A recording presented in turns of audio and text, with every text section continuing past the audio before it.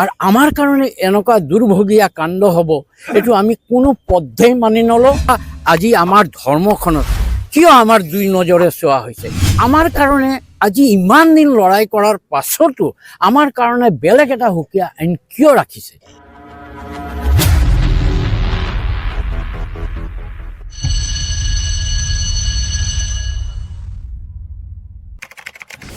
নমস্কাৰ, মই বৰ্তমান উপস্থিত আছোঁ তিনিচুকীয়া জিলাৰ বাচ্চাৰলি নিচে কাষতে কুঁৱাৰীপথাৰ গাঁৱত।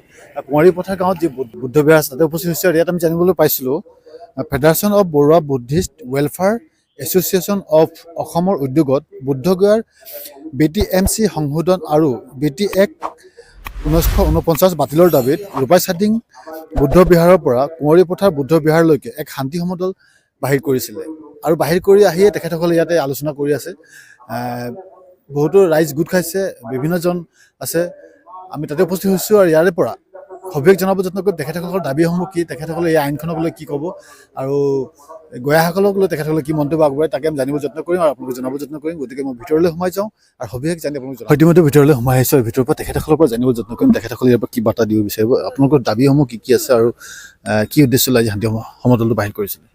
আজিৰ শান্তি সমদল কৰাৰ মূল উদ্দেশ্য আছিল আমি BT Act 1949 এইটো এমেণ্ডমেণ্ট কৰিবলৈ আৰু BTMC Actটোক এমেণ্ড কৰিবৰ কাৰণে আমাৰ দাবী হ'ল।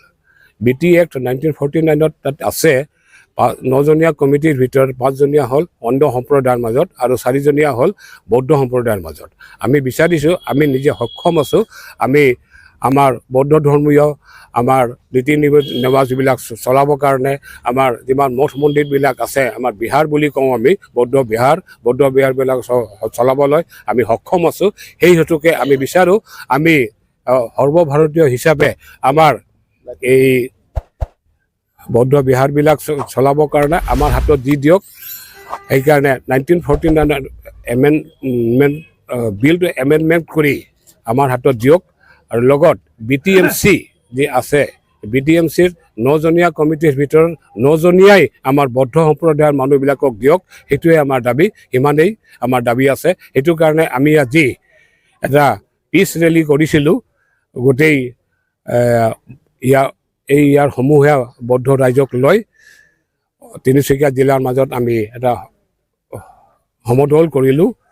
সমদল কৰাৰ পাছত আমি ইমানেই ক'ব বিচাৰিছোঁ, আমাৰ দাবী যে BT Act 1949টো এমেণ্ড কৰিব লাগে আৰু BTMC ইয়াক আমাক সংশোধন কৰিব লাগে, সেইটোহে আমাৰ দাবী।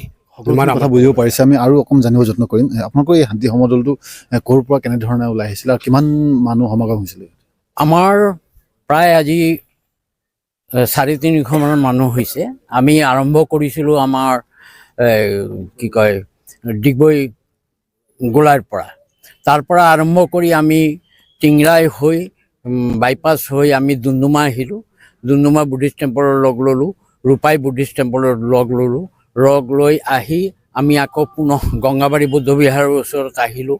বুদ্ধ বিহাৰত আহি তাৰপিছত আমি আহুঘাট গ'লোঁ, তিনিচুকীয়া বুদ্ধ মন্দিৰত লগ ল'লোঁ। লগ লৈ আহি ঘূৰি আমি এই কুঁৱাৰীপথাৰ বুদ্ধিষ্ট টেম্পলত আমি সমাপ্ত দিছোঁ। কাৰণ এইটো চাওক, আজি ভাৰতবৰ্ষত যেতিয়া আমাৰ নেতাবিলাকে বাহিৰত যায় তেতিয়া এটাই শব্দই কয় যে আমি বুদ্ধ কা দেশ সে আয়া।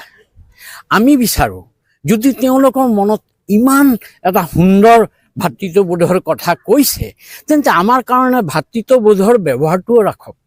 যিহেতু চাওক, আজি ভাৰতবৰ্ষত পৃথিৱীখনত আজি যিমান ধৰ্মাৱলম্বী মানুহ আছে, তো প্ৰত্যেকৰে নিজৰ নিজৰ অধিকাৰ, নিজৰ নিজৰ বিহাৰবিলাকত, নিজৰ নিজৰ মন্দিৰত, নিজৰ নিজৰ মছজিদত, নিজৰ নিজৰ গীৰ্জাত আছে। কিন্তু আমাৰ কাৰণে আজি ইমান দিন লৰাই কৰাৰ পাছতো আমাৰ কাৰণে বেলেগ এটা সুকীয়া আইন কিয় ৰাখিছে? আমি বিচাৰোঁ, আমি চৰকাৰ, ভাৰত চৰকাৰ তথা বিহাৰ চৰকাৰক এইটোৱে কৈছোঁ যে আমাৰ 1949ৰ BT Act সলনি কৰি আমাক বৰ্তমান আমি সক্ষম, আমাক বৌদ্ধবিলাকক সম্পূৰ্ণ বুদ্ধগয়া মেনেজমেণ্ট কমিটিটো বুদ্ধবিলাকৰ হাতত দিয়ক। কাৰণ আমি শান্তিপ্ৰিয় মানুহ।